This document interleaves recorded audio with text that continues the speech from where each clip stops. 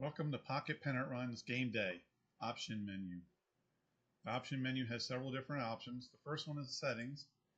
You can set pitching to normal or advanced. In advanced pitching, the pitchers must be warmed up at least 3 batters and no more than 6, otherwise they're penalized.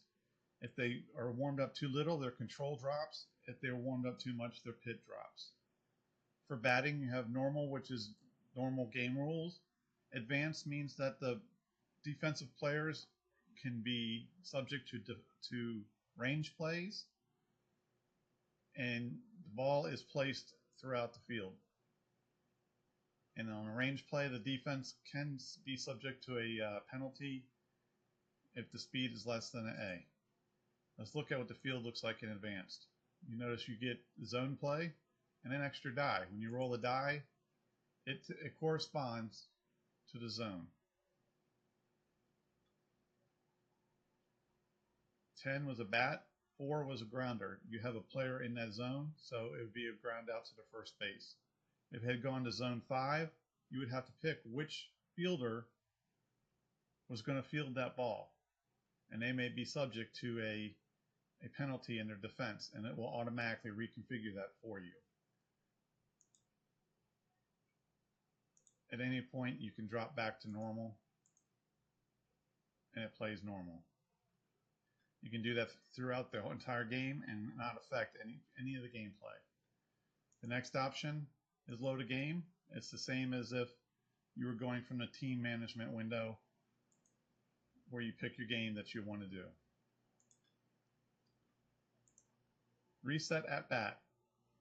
Use that if you make a play, say you accidentally hit strikeout. Before you hit the batter up, you can reset that batter. We can go into options, reset the batter.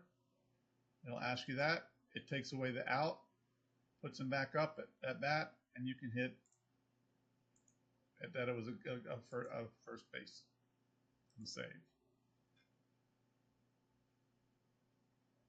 The next option is use red die with white numbers or use red die with black numbers. You'll notice that the standard is with black numbers. For visually impaired players, they have a hard time seeing black on red. It now will change it to white, and it will stay white as long as you do it.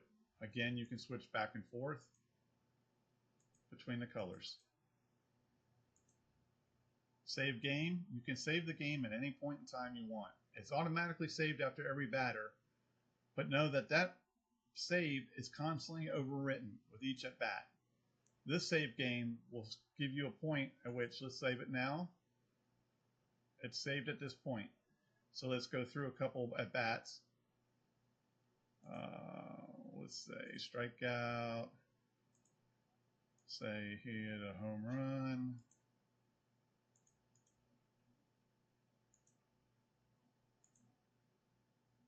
Then let's go ahead and change sides. Oops, better up.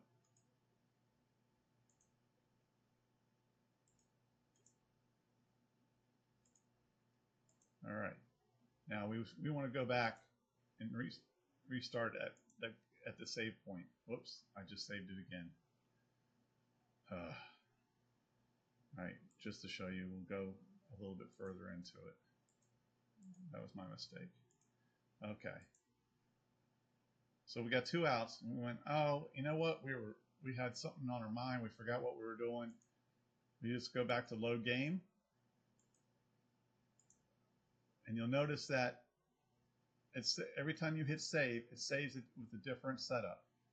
It tells you who was up, away or home, the inning, the number of outs at that point, and what the score was. So we can actually go back to that first save point in the first inning. And you'll notice we're back again with just the player on first base. Why do you want to use that save point? Just in case. It's up to you. Like I said, it does save after every at bat, but it overwrites it. So if for some reason an error occurs and it occurs in the saving game portion, you could lose it.